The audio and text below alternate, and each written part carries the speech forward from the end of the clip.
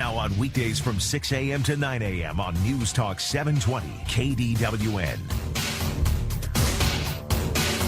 Thanks so much for being with us. Great to have Dr. Joe Heck with me, a 3rd Congressional District Congressman and running for re-election. And everyone I've talked to says that he and his staff, I mean, I have to be honest with you, because it's not just him, his entire staff, they have done an incredible job being responsive to the people in the 3rd Congressional District. As a resident of the 3rd Congressional, I can tell you that is the case, and that's why it's good to have you here.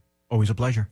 I've got much more to talk about, but I promised to share you with people, so we'll take some calls. Okay. You are watching an eye in Vegas, of course, on Vegas TV, and you're listening live on News Talk 720 KDWN. If you want to join it in, 257 KDWN, 257-5396.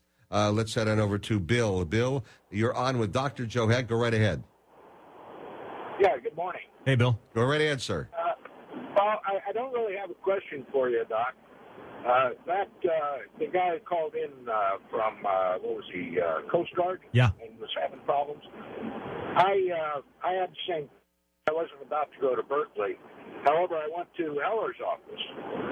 And my problem was my claim had been in there for just about 2 years. And anyway, I contacted his office, and the lady there was really good. And within 2 months, she had everything cleaned up for me. Well, that's good news. Thanks for your service, and I'm glad Senator Heller's office was able to take care of your claim. I appreciate it as well. I thank you very, very much for it. And, the important thing is, your job and Senator Heller's job really is to be responsive to the constituents and those who become erudite and go, I'm going to use it to get on a soapbox and I'm going to talk about this and pound the table and that. Are those people who are the least responsive to constituents, and people keep getting reelected time and time and again, are those folks who pay attention to the folks in their district. Al, you mentioned earlier, what was our biggest area of concern, and I said that housing was our number one casework area, but our second biggest casework area is Veterans Administration claims, and so much so that we actually have 2 veterans that work in our office. One, Gary Ruck, is actually a wounded warrior from the current conflicts, and he handles a lot of our VA claims. And because we were seeing so many women veterans coming in with claims, we just hired about a month ago a female veteran to be able to help with the female claims that we're receiving, because let's face it, a woman's a little bit more at ease talking to another woman, and to have a woman veteran talking to a woman veteran about the issues they're facing makes it a lot easier for everybody. So even though housing is the number one area of casework, veterans casework is very important. We have 2 folks, a wounded warrior and a female, to help those that have served our country navigate the VA process and get the benefits that they've earned. Yeah. I know we talked about this earlier. I just got to go back to this real quick. Do you think that Obama's going to replace Biden? I don't think he will. I think there'll be a lot of speculation about it, but I think ultimately it would be just one more failure that could be hung around the administration's neck as far as what they've accomplished in picking a vice president that they didn't have to change out in midstream. So they will keep him. Because I would love to see Ryan and Biden go at it head-to-head in a vice presidential debate. I think it'll be fascinating to see Romney and Obama debate without teleprompters. Yep. And I think that'll be fascinating. There'll be, I think, 2 of those debates, I believe. There's 2 or 3. I think, 3. I think maybe 4, because I heard there were 4 moderators that were picked. But certainly it's going to be a lot of fun TV to watch in October.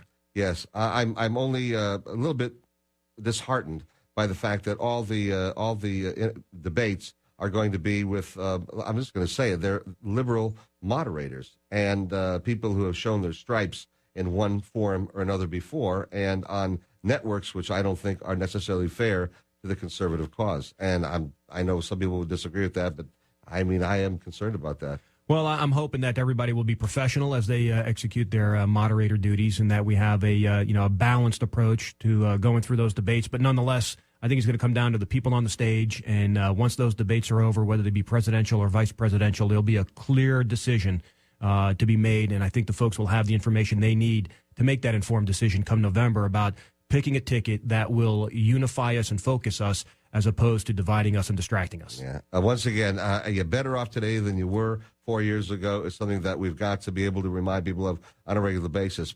People are not better off, but just reminding them that, where you are now as a result of this administration. They have not helped you get out of the doldrums that you're in right now. No, certainly here in Nevada. I mean, when the president said that the recession is over, but to the over 150,000 unemployed Nevadans, the recession is very real. To the 50% of recent college graduates that can't find a job, the recession is very real. To the 750,000 more women who are unemployed now than when the president took office, the recession is very real, and they are not better off today than they were 4 years ago. Well said. Jerry, you're on with Dr. Joe Heck. Go right ahead. Hey, Joe, it's Jerry. Hey, Jerry, how are you? I'm on my break time up here doing my thing, so I'm up in Mesquite right now. But anyway, so how are you doing these days? You haven't got back to me on the emails lately. Well, I thought you were going to be over at the Veterans Night at the headquarters, and I stopped over there, and either I missed you or you didn't come by. Oh, yeah, I got. Well, it's a long drive from Mesquite. All right. Well, so anyway, I just wanted to give a shout out. We have to get together, catch up on a few issues. I'm just kind of listening in a little bit here. My superintendent on site he has you dialed in, Alan. so I'm kind of forced to listen to you. But, all right. I appreciate Joe on. I just want to say hi to Joe and. Thanks, Jerry. Keep up good work, and we'll get together and we'll talk one night. All right. Sounds good. All Thanks, right. Jerry. Jerry, thank you very much. Jerry's one of my Democrats for Joe Heck. Oh, okay. All right. We like to bring people together in this show, and, a nice, friendly thing. Real quickly, Phil, you're on with Dr. Joe Heck. Go right ahead. Yeah, how you doing, Alan? How you doing, Joe? Fine, thank Hey, you. how are you? Good. Hey, 2 weeks ago or so, you had Obama's schoolmate on, with the investigation. Oh, Wayne Allen Root, yes. Yeah. Well, we haven't heard anything in the last couple, since then. I was wondering what was going on with that and how Joe felt about that. You know what? I'll take your answer on the air, and I will ask him real quickly. Wayne Allen Root graduated in 1983 from, I think it was Columbia or Harvard with Barack Obama, and he has come out and said that here's a guy who not many people knew about. It was Barry Soetoro back in those days. Mm-hmm. Not many people knew about, and he couldn't afford a lot. And the question is, how did he afford to be able to get into Columbia and Harvard and everything else? And, of course, we know that Barack Obama has sealed his own college records. You can't look in there. And Wayne Allen Root was just speculating that perhaps it's because, and he really believes this, that he was a foreign exchange student and got his scholarship based on that, which would make him a foreigner if he got a foreign exchange student. And if that was the case, then he's not a citizen. And, of course, all that can be delineated by looking at his records, which he won't open up.